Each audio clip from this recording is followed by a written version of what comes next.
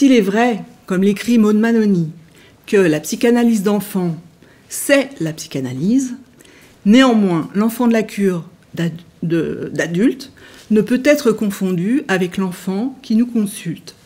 Mais nous y reviendrons.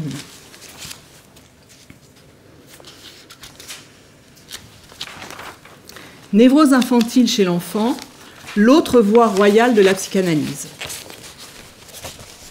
Caprinceps, le petit Hans. Lorsque Freud se rend compte de l'importance de la sexualité infantile dans la formation de la névrose des adultes, il demande à ses élèves et amis de recueillir des observations sur la sexualité infantile, sur le complexe d'Oedipe et l'angoisse de castration chez leurs propres enfants.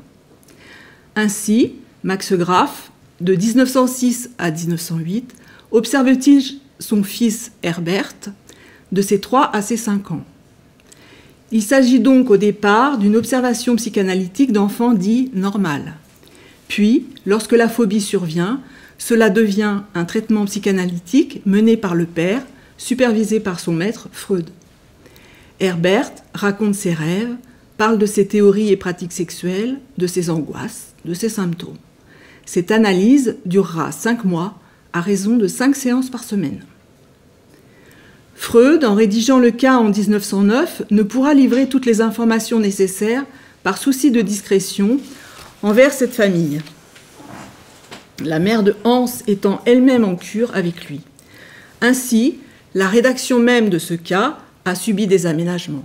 Voyez comme nous sommes dès le départ condamnés aux aménagements et adaptations. Le cas du petit Hans devient ainsi le cas Princeps et est alors présenté comme la première cure d'enfant. Elle confirme la théorie freudienne sur la libido infantile et sur la possibilité de mener des traitements d'enfants. Elle donne le là de la psychanalyse d'enfant.